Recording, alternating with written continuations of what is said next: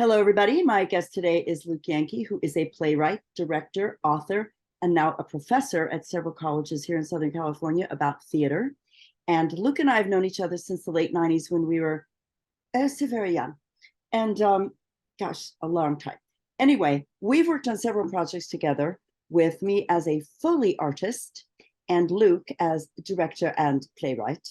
And we are now working on Confessions of a Star Maker, which is a script that he wrote and is now directing at the Annenberg Theater in Palm Springs at the Palm Springs Art Museum.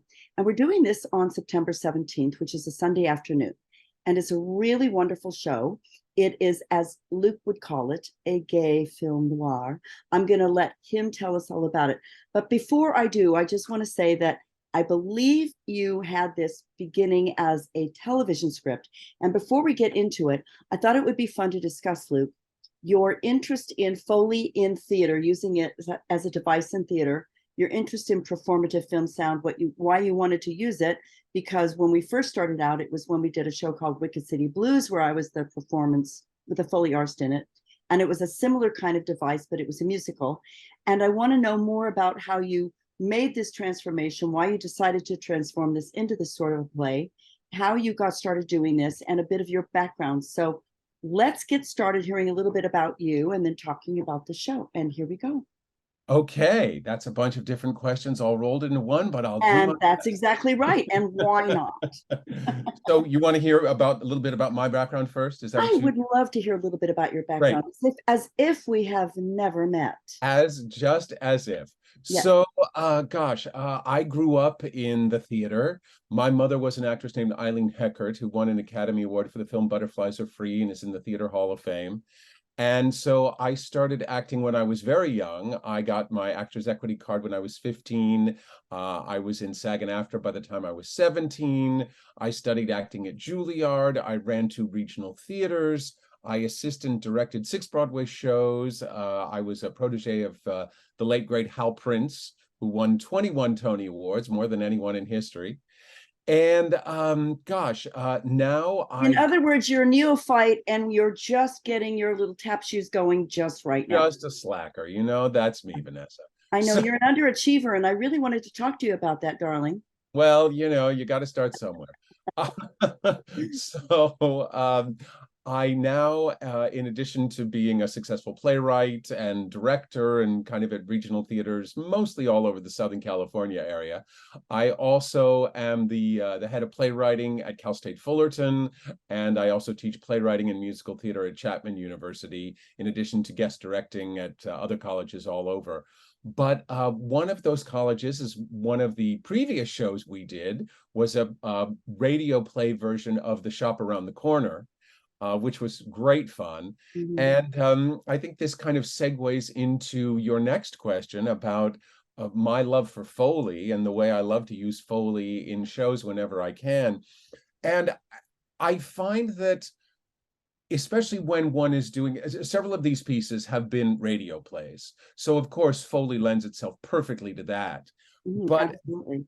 The thing that you, Vanessa, bring to the table that is so amazing is the fact that you are this incredibly accomplished Foley artist, but also an equity actress.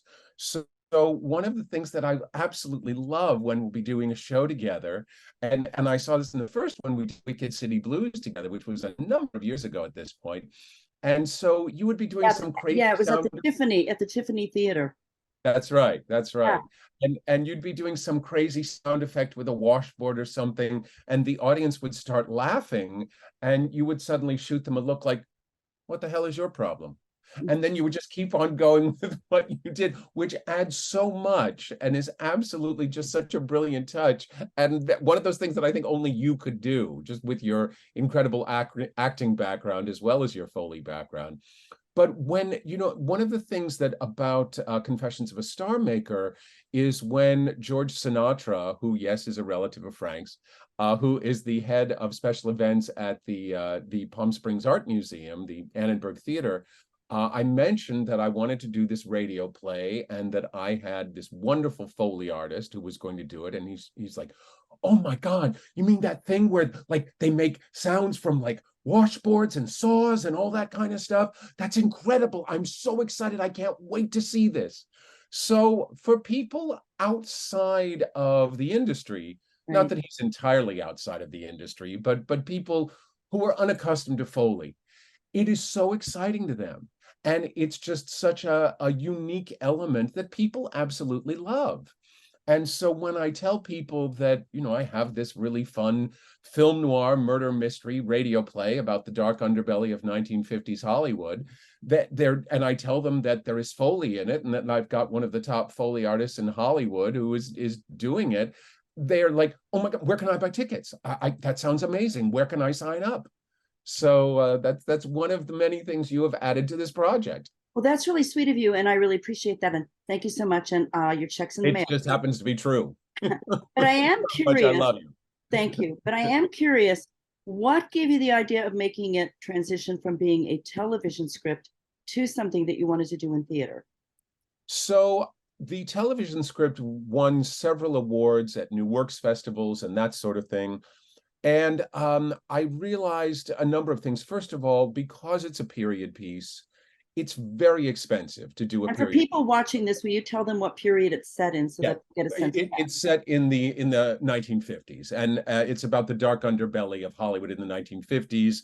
There are characters based on the young Rock Hudson, the young Natalie Wood, a middle-aged Marlene and Dietrich, an unscrupulous agent and manager named Henry Wilson.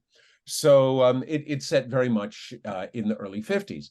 And so it's very expensive to do a period piece. And even though it had gotten some attention, I wanted to see it have a future life. And since I am a playwright and a screenwriter and a television writer, I find many times I will write my pieces for multiple genres. So I'll take a play and I'll also write it as a TV pilot or something like that to double my chances for a date on Saturday night. Okay, now you just said something interesting, and I want to hear more about this, but you've just made me think of a question because Sure. this is why I like to have a little bit of freeform. I like a sense of where I'm going to go with something. But then when I have somebody really smart and fun and cute, I think about this. It's like, I know that when I write, because I started in narrative, because I had an undergraduate degree in theater and then went into film and then got a PhD and started thinking academically. When I write something academic, I'm also thinking about the narrative side of it, which is my writing style is different. So you're thinking like someone who thinks, okay, I know how to write for television. I know how to write for feature. I know how to write for play. So I'm thinking about how it can twist and turn for all of these different genres, which Right. will affect the way that you're writing your script. Very much so, because when I initially wrote this as a TV pilot, it had a very big cast. Right. And Right. obviously, when you have a very big cast, that is really cost prohibitive in the theater. Correct. So by rethinking it, again, while I was working at Cal State Fullerton during the pandemic, my department chair at the time, a wonderful gentleman and a longtime friend named Dave Mickey, he said to me, is there one of your plays, Luke, that you could rework as a Zoom play to do during the pandemic? So I thought, well, let's kind of dust off Confessions of a Star Maker and see if that might work. So I did, and leapt at the idea. And then I wanted to see, since it is a very big cast, even though with college students at a university, one does have the option of doing big cast shows, far more so than in the professional world, Sure. because as I said, it's just too cost prohibitive. Mm-hmm. But I thought, okay, what is a way I could continue to get this produced? And so I thought, well, if I do it as a radio show, then actors can play multiple roles and they don't have to have costume changes. It's all done with their bodies and their physicality and also with different dialects and that sort of thing. So also, since I am a dialect coach, and that's another hat that I wear, so I took something that would have a cast of, I don't know, probably 50 in the real world, or if it were done on television, and I've gotten it down to a cast of 8. And where lots of people play, somebody will just sort of change their body or change their physicality and maybe take off a tie and put on an apron and suddenly be playing someone else. So that coupled with the Foley gives it a real sense of theatricality and a real sense of fun that people are really relating to. One of the things that I really noticed when we did our very first kind of read through, and I was sitting in my kitchen and pulling out stuff going, oh, I'm going to go grab this pot and I'm going to go grab this dish, which I like to do because one of the ways that I like to work is, since I tend to be more heavily right brain than left brain, and then I edit while I'm working, is to think a little bit ahead and go and kind of get into the zen of something and get inspired by what's happening in the moment, and then I pull an idea.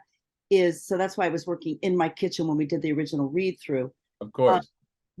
I started getting a sense of what the particular actors that you had selected, what their style was. And that will also, just so you understand, motivate the way that I'm going to think of using a prop. Because once I start listening, as having started out in theater, once I start listening to the style of what the actors are going to do, that's actually going to affect the way I'm already thinking, okay, I already know how I'm going to change the way I'm going to walk this character because of the energy and the aesthetic weight, as we use in the theater term, the aesthetic weight of how this character is going to be performing. I already know how I'm going to be performing this person when I walk them, or how I'm going to do the prop when I'm performing for them, because which is brilliant that they're bringing to it, which is, fortunately, having been a trained actor, I'm already thinking like that. But that's kind of why I was running around in my kitchen while nobody knows what I'm talking about. What we sat there on Zoom doing our initial reading, and I'd be listening to the way they're doing and going, okay, this is a break. I'm going to go grab this prop. I'm grabbing this thing I'm using for this prop in my kitchen on my breakfast bar, thinking, okay, that's the way this actor is going with this. And I'm grabbing something because without even realizing it, I'm being inspired by what they're doing, because I do tend to work more from the right brain, from the right side of the brain. So it was interesting because they're bringing something to it that will evoke a certain sense of my relating to them. And I want to bring in a little bit of something theoretical in the way that I approach Foley. That is the way I like to work with actors, because I started out in theater. A performer, an actor, brings to their role, as you know, their sense of who the character is. We all do. We all bring from what is real. And Meryl Streep really talked about this beautifully. She articulates it better. But we all bring from it, and Stanislavski writes about it.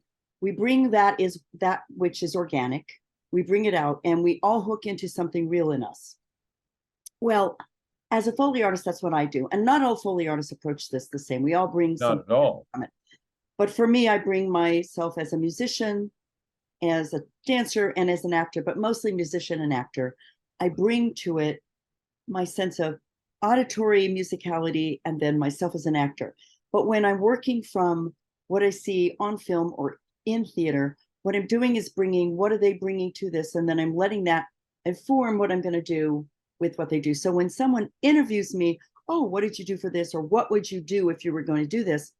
I say, it really is going to depend on what I'm going to see on the screen or see from the actor. And so when you were working with us, and I told you I was going to, when we talked briefly yesterday, I told you I was going to talk to you about this because I think it's important for people to understand this about directors. I've been in a lot of theater, and I've worked on a lot of film and a lot of TV. And directors are all really different. And there's a sweet spot. And there's a sweet spot. I got this first term from tennis, the sweet spot of the racket. That sweet spot where the ball just pings. There's that sweet spot in a director. There's a sweet spot in a choral director. There's a sweet spot in everything. It's that place where it's not over-controlled and it's not under-controlled. A director can be so controlled and so controlling that you feel constrained and you can't find the magic within you to bring your performance.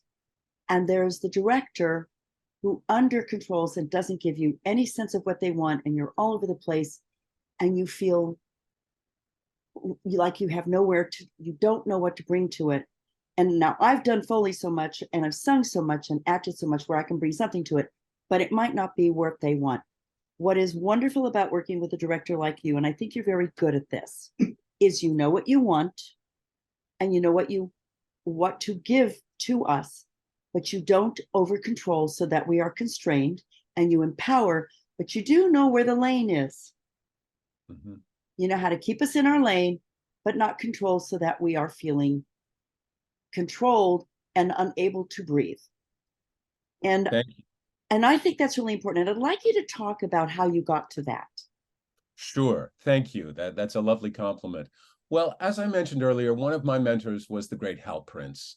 And one of the things that I noticed that Hal did, and observed this not only on my own, but from other, I was good friends with Martin Richards, who was one of his top producers over the years.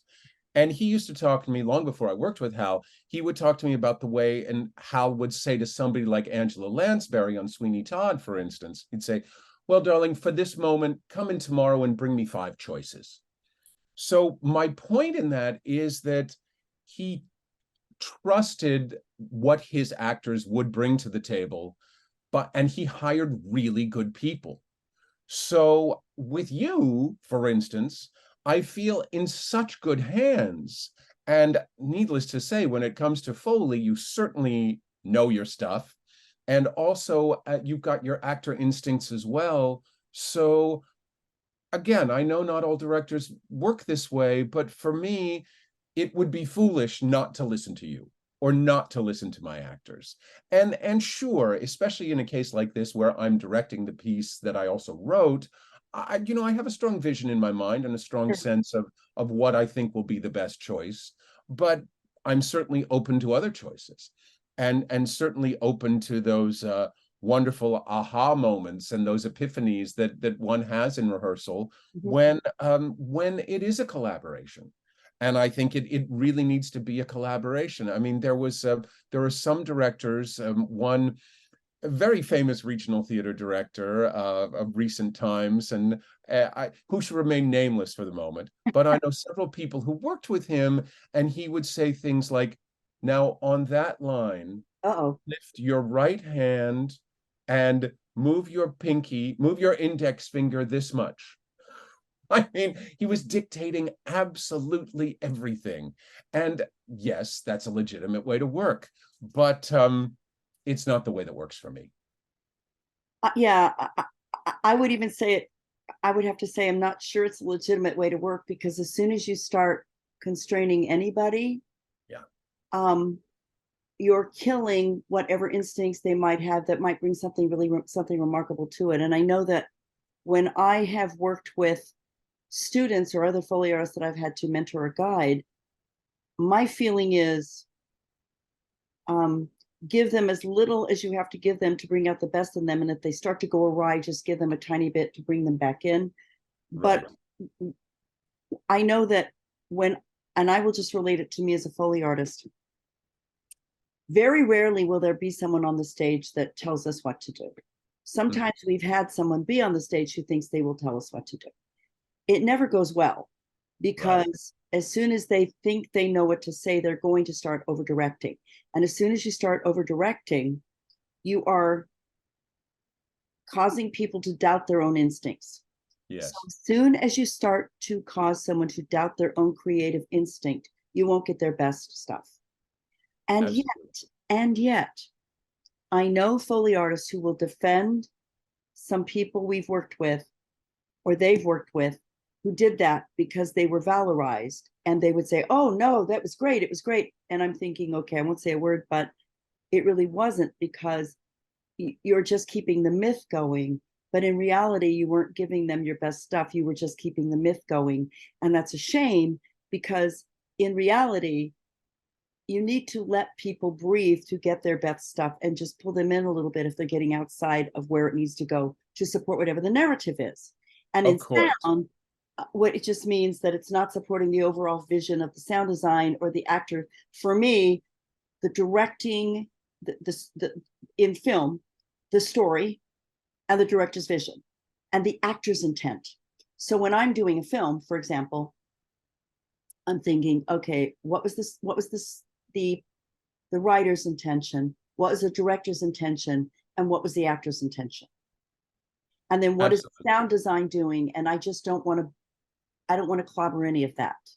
That's always my intent. I don't want to clobber the actor's intention.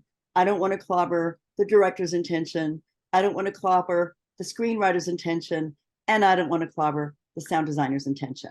And so I just don't want to clobber that. And then I want to bring to it anything I can. And my style was always to be understated and then add more if I needed to, but never too clobber.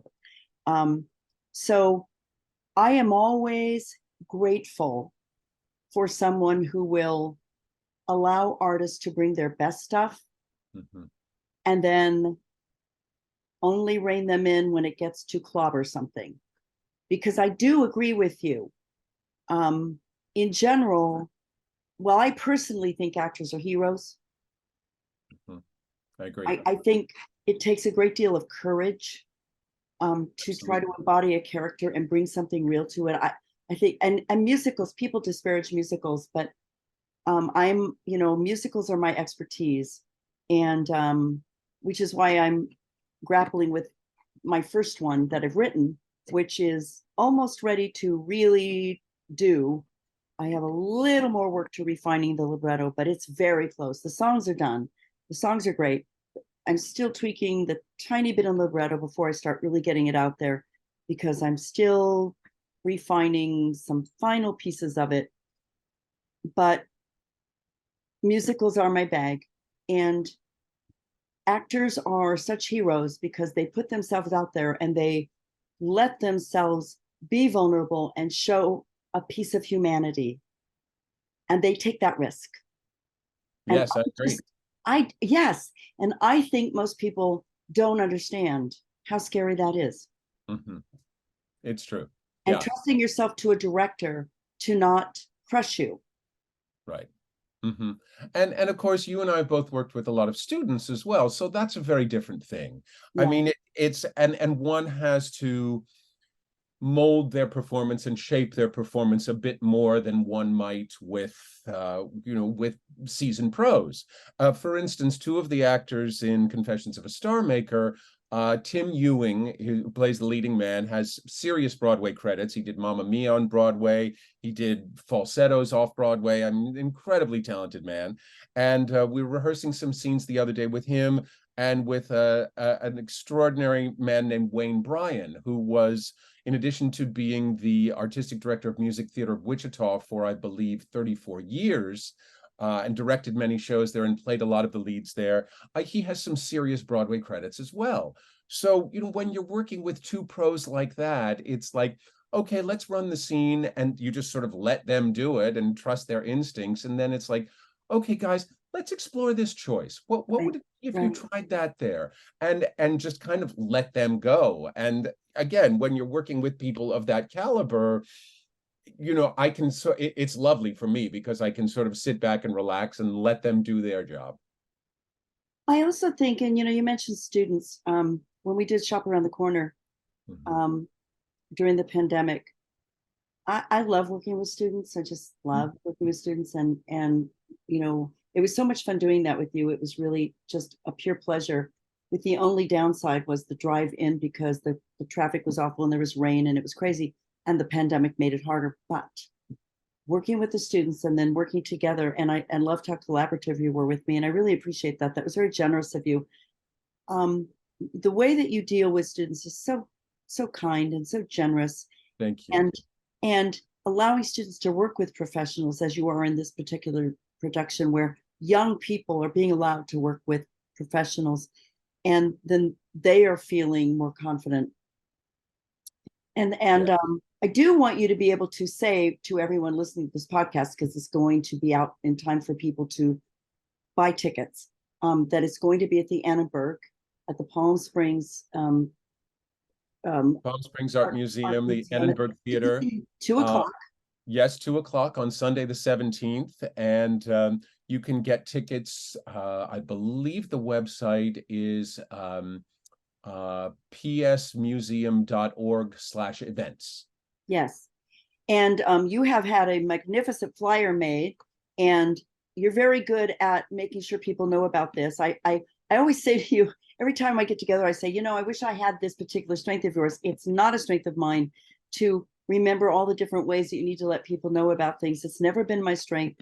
I get really caught up in the crossing T's and dotting I's and making sure I do everything right. I've never been very good at this. We all have our strengths. Yes. Well, I'm still figuring out some of mine, but Aren't we all? yeah. But I want to ask you a couple more questions about how long it took you to make the transition from writing this as a television script to the form it's in now. Gosh, you know, the interesting thing about it, Vanessa, is that again, it actually took me a number of years because it took me a long time to get the TV pilot to work.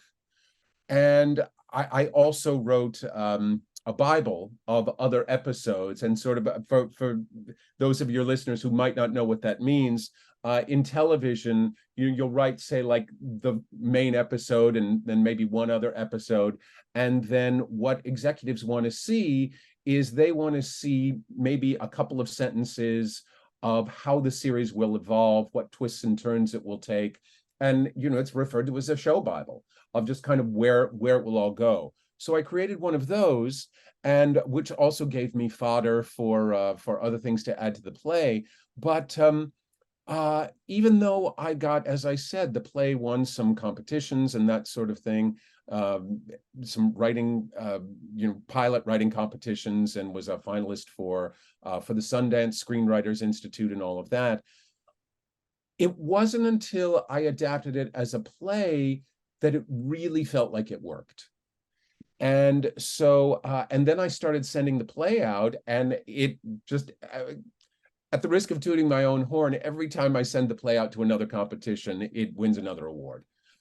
So I'm very proud of that. And this is actually the first time I've seen it done with adults, because I'm particularly excited about this because when I did it at Cal State Fullerton, of course, I had a 20-year-old woman, for instance, who was wonderful, but she was playing a 50-year-old Marlene Dietrich.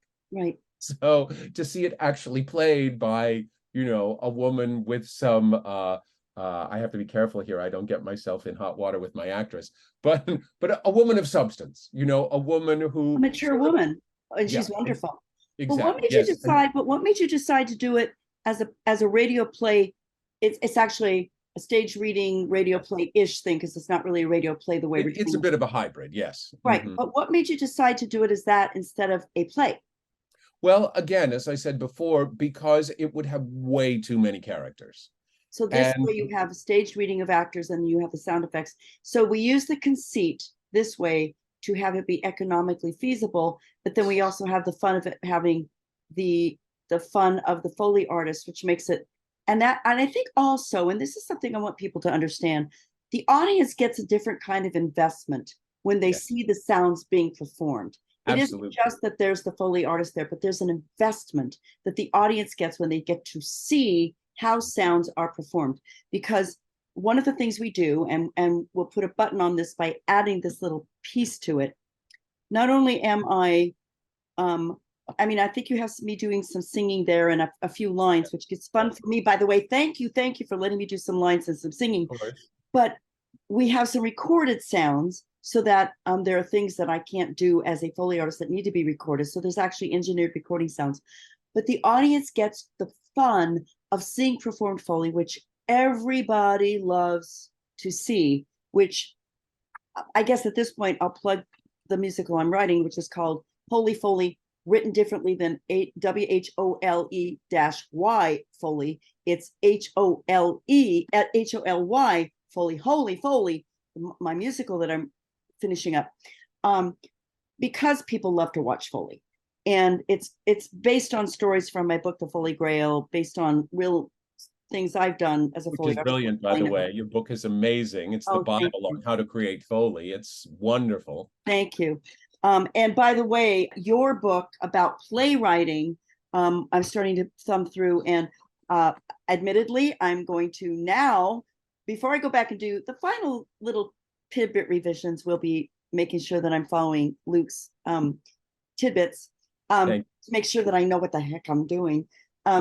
Because I didn't intend ever to write my own libretto, but I just was like, there wasn't anyone around to help me. And I went, okay, I do have a degree in theater. I'll just do it and then have Elise Dewsbury help me and see how badly I muck this up. But it's fascinating. People love to watch it. So they get to watch it, but they get to see these actors play different characters. They get to have the fun of it. And we should also, I think, let people know this is a fundraiser. So they're doing something really wonderful for the Palm Springs Art Museum as well. So this isn't just a vanity project. This is actually a wonderful show. And it's also a fundraiser for the theater, which I think is really important as well. Don't you think? Indeed, and it's supporting ongoing projects at the Palm Springs Art Museum. And since we've gone there, tickets are $100, but 75% of it is tax deductible. Yes, and I think there'll be food. Yeah, there's a lovely Munchies. reception afterwards that's going to be catered by Trio Restaurant in Palm Springs, a very well-known restaurant there. And also there are going to be signature drinks kind of based on the play, 1950s drinks like Lime Rickeys and things like that. So I love that. And then they'll have an opportunity to talk to the performers. of course, yes. So it's really more than just watching a show. It's really Indeed. getting involved, talking to the performers, having things, tidbits to eat and drink. And it's a lovely reception. It's a lovely afternoon on Sunday the 17th. So it's going to be a delightful event in a beautiful venue, a lovely theater with Luke and all of the performers. And you. Yes, with the lovely and talented Luke Yankee, who is tall and handsome, by the way. Bless you. I recommend just to get a glimpse of a tall drink of water. I really hope everyone will come. Thank you so much, Luke. This has just been a delight. It's been my pleasure, Vanessa. Anytime I get to work with you is a wonderful day.